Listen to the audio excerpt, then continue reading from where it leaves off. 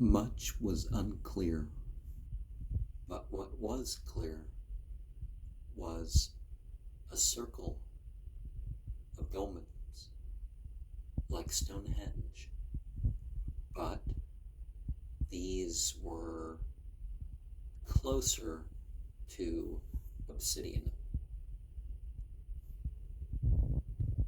There was an electricity of blue and green colors that moved about within the circle, but not between the windows, and there was movement outside of the circle. There was a presence felt in the west, and then in the north. And as the colors built up, I saw a forest green sphere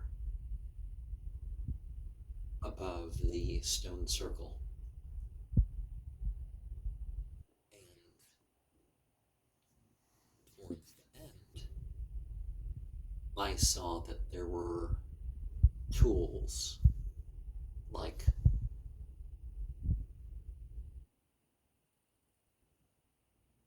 swords and stuff that moved and moved electricity within the sphere.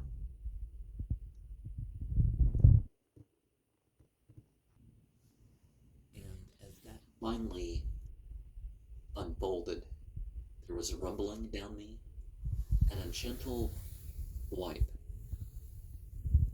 of analgesic euphoria.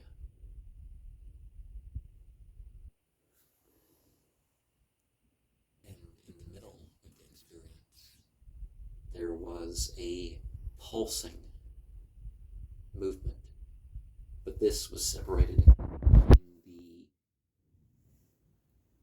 the initial vibrations and scryings and the final one. So this was not carried on to the later experience. Some people will say that the Enochian alphabet is dangerous to use. That's why the letters are put down in transliteration from left to right instead of right to left in Enochian characters, as indicated in some of the diaries of Dr. John Dee and Edward Kelly, both in description and in examples. Well, if you're afraid to use the language of the myth and magic that you're employing, you really have no business doing that, right? Or maybe you do, you just are blocking yourself. Now, another so-called danger of Enochian magic that people would say that might set it apart is it's it has so much, and if people just put themselves into it without any aims, okay, but you can establish your cosmology. I mean, you can state your cosmology and you can state what you work with rather than making it some random thing like a Ouija board. You're just going to look and wherever your eye falls or whatever, right? And they talk about their main books, and I've seen the other books, right? I'm not sure if I've seen all their books or read all their books, but not that I'm saying that that's where you should go. There are much better sources for that, but in the 90s, it was understandable how so many people got into the Gerald and Betty Schueler stuff, particularly since the Golden Dawn and the Lemech material was how people knew Enochian. They didn't know it directly. Because they talk, well, some people make this stuff too complex. And it's like, isn't this an example of making it too complex? Isn't the list of attributes making it too complex, that aren't per se necessarily part of the system? And why doesn't it go either with the English or the Enochian alphabetical order in terms of the maybe they explain it in the other books. I don't remember. I try to focus on the primary material or my own experiences with the Enochian magic. And where does yiv, yit, and zit come from? I understand how we have 5-letter and 6-letter names of God within this tablet. Don't pay attention where my finger went, because this is not exact, because I haven't exactly found the spot. Now, have I?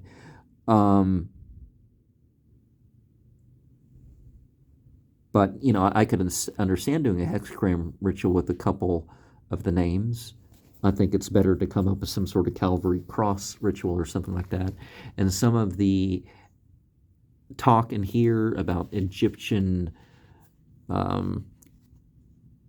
ideas of the bodies that we have. You have the Cairo Museum 666 stele shown in here, but you won't really talk about that.